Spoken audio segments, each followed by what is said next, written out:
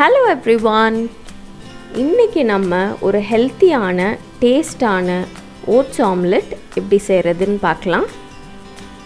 இந்த oats omelette செய்கிறதுக்கு ஒரு 1/4 கப்புக்கு ரோல்டு ஓட்ஸ் எடுத்திருக்கேன். நான் ரோல்டு ஓட்ஸ் யூஸ் பண்ணுறேன். நீங்கள் சாதா இன்ஸ்டன்ட் ஓட்ஸ் கூட யூஸ் பண்ணிக்கலாம். இதை ஒரு ட்ரையான மிக்ஸி ஜாரில் போட்டு நல்லா ஸ்மூத்தாக இந்த மாதிரி அரைச்சி எடுத்துக்கோங்க. அடுத்து ஒரு பவுலில் 2 முட்டை எடுத்துக்கோங்க. இந்த முட்டை கூட கொஞ்சம் உப்பு சேர்த்துட்டு இது கூட ஒரு 1/2 டீஸ்பூன் மிளகும் சேர்த்துக்கோங்க, மிளகுத்தூள். இது கூட ஒரு 1/2 டீஸ்பூனுக்கு ரெட் சில்லி ஃப்ளேக்ஸும் 1/2 டீஸ்பூனுக்கு ஒரிகானோவும் சேர்த்துருக்கேன். இந்த ஒரிகானோலாம் இல்லைன்னா பரவாயில்ல, ஒரு ஃப்ளேவருக்காக நான் சேர்த்தேன். இப்போ இது எல்லாத்தையும் நல்லா கலந்துக்கோங்க. முட்டை நல்லா கலந்ததுக்கப்புறமா இது கூட ஒரு 1/4 கப்புக்கு தண்ணி சேர்த்துக்கோங்க. தண்ணிக்கு பதிலாக நீங்கள் பால் கூட சேர்த்துக்கலாம். அடுத்து நம்ம அரைச்சி வச்சுருந்த இந்த ஓட்ஸை இந்த முட்டையோடு சேர்த்துக்கோங்க. சேர்த்துட்டு இது எல்லாத்தையும் நல்லா கலந்துக்கோங்க. இந்த ஓட்ஸ் ஆம்லெட்டை இன்னும் கொஞ்சம் ஹெல்த்தியாக ஃபில்லிங்காக ஆக்கிறதுக்கு நம்ம காய்கறி சேர்த்துக்கலாம். இதுக்கு ஒரு சின்ன மீடியம் சைஸ்டு வெங்காயமும் 1/2 தக்காளியும் சின்னதாக வெட்டி சேர்த்துருக்கேன்.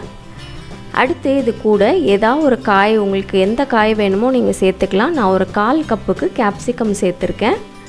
கேப்சிகமுக்கு பதிலாக பீன்ஸு, கேரட்டு, மஷ்ரூமு, கார்னு இல்லை பட்டாணி எந்த காய் வேணுமோ நீங்கள் சேர்த்துக்கலாம். சேர்த்துட்டு எல்லாத்தையும் நல்லா கலந்துக்கோங்க. கடைசியாக கொஞ்சமாக கருவேப்பிலையும் கொத்தமல்லியும் பொடியாக நறுக்கி அதையும் சேர்த்துக்கோங்க. இப்போ ஒரு தோசைக்கல்லை சூடு பண்ணி எண்ணெய் தேய்ச்சிக்கோங்க.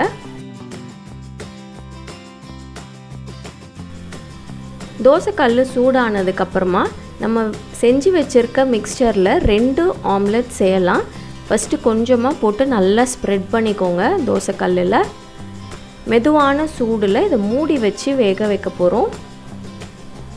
ரொம்ப ஹை ஹீட்டாக வச்சிடாதீங்க. மெதுவான சூடில் மூடி வச்சு ஒரு 3லேருந்து 4 நிமிஷம் இது வேகட்டும். 3 நிமிஷத்துக்கு அப்புறமா திறந்து பாருங்கள். மேலே கொஞ்சம் வெந்திருக்கணும்.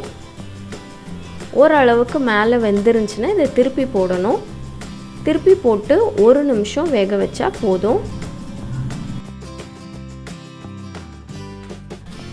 1 நிமிஷத்துக்கு அப்புறமா இந்த ஆம்லெட்டை எடுத்துட்டு அடுத்ததை நம்ம போட்டுக்கலாம். அவ்வளோதான், நம்ம ஹெல்த்தியான டேஸ்டான ஓட்ஸ் ஆம்லெட் ரெடி ஆயிடுச்சு. இந்த ஆம்லெட் நல்ல ஃபில்லிங்காக இருக்கும். ஒரு காலையில் பிரேக்ஃபாஸ்ட்டுக்கு சாப்பிட்றீங்களோ இல்லை டின்னருக்கு சாப்பிட்றீங்களோ நல்ல ஃபில்லிங்காக இருக்கும். நீங்கள் வெயிட் லாஸ் பண்ணணுன்ட்டு இருக்கீங்க அப்படின்னா இந்த மாதிரி ஆம்லெட் செஞ்சு சாப்பிட்டீங்கன்னா ரொம்ப நல்லாயிருக்கும். கண்டிப்பாக ட்ரை பண்ணி பாருங்கள். மீண்டும் அடுத்த வீடியோவில் உங்களை சந்திக்கிற வரைக்கும் bye bye.